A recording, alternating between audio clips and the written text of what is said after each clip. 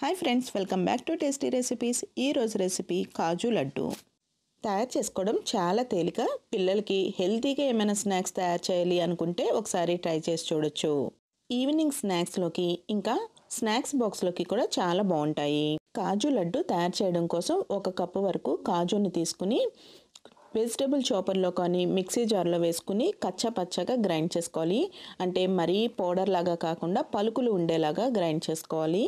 ఇలా పలుకులు ఉండేలాగా చాప్ చేసుకోవచ్చు, లేదంటే ఇలా చాపర్లో కూడా వేసుకోవచ్చు. మరీ మెత్తగా అయిపోకూడదండి. చూసారు కదా, ఇలా పలుకులుగా ఉంటేనే మనకి కాజు లడ్డు బాగుంటుంది. ఇప్పుడు ఈ జీడిపప్పు పలుకుల్ని పక్కన ఉంచుకుని కొంచెం మందంగా ఉన్న కడాయి ఒకటి తీసుకుని దానిలోకి 1 కప్పు తురిమిన బెల్లం తీసుకోవాలి.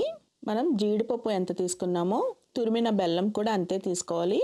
ఇంకా దీనిలోకి వాటర్ వేసుకోవాలి. వాటర్ కూడా బెల్లం తురుము ఎంత తీసుకున్నామో అంతే తీసుకోవాలి. అంటే 1 కప్పు వాటర్ తీసుకోవాలి. ఇప్పుడు స్టవ్ మీద పెట్టుకుని బెల్లం పాకం వచ్చేంత వరకు ఉడికించుకోవాలి. బెల్లం కరిగిపోయిన తర్వాత 1 యాలుక్కాయ వేసుకుని పాకం పట్టుకోవాలి. పాకం ఇలా ఉడుకుతున్నప్పుడు 1 టీ స్పూన్ వరకు నెయ్యిని వేసుకోవాలి. నెయ్యి వేసుకుంటే నెయ్యి వాసనతో టేస్ట్ బాగుంటుంది. పాకం దగ్గరికి పడిన తర్వాత ఇలా నురుగులాగా వస్తుంది. ఇప్పుడు ఒక ప్లేట్లోకి నీళ్లు తీసుకుని ఈ పాకంని వేసుకుని చెక్ చేసుకోవాలి. ఈరోజు మనం తయారు చేసే లడ్డూలు మరీ గట్టిగా కాకుండా, అంటే గట్టి పాకంతో కాకుండా కొంచెం జిగురుగా కొంచెం సాఫ్ట్గా ఉండేటట్టు చేస్తున్నాం కాబట్టి పాకం ఈ విధంగా కొంచెం జిగురుగా వస్తే సరిపోతుంది. చూసారు కదా, ఇలా రావాలన్నమాట. పాకం రెడీ అయిపోయిందండి. ఇప్పుడు కట్ చేసుకుని చాప్ చేసుకుని ఉంచుకున్న జీడిపప్పులు ఉన్నాయి కదా, వాటిని వేసేసుకొని బాగా కలుపుకోవాలి.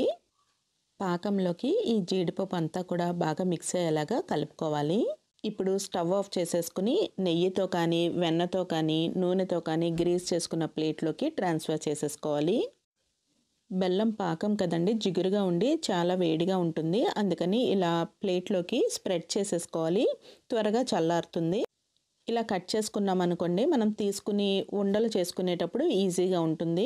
ఇప్పుడు లడ్డూలు చేయగలిగేంత వేడి ఉన్నప్పుడు ఒక్కొక్క లడ్డు తయారు చేసేసుకోవాలి.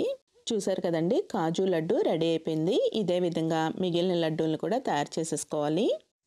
హెల్దీ అయిన ఈవినింగ్ స్నాక్స్ కాజు లడ్డు రెడీ అయిపోయిందండి. మరొక ఇంట్రెస్టింగ్ అండ్ టేస్టీ రెసిపీతో మళ్ళీ కలుద్దాము. Thank you for watching food tree channel.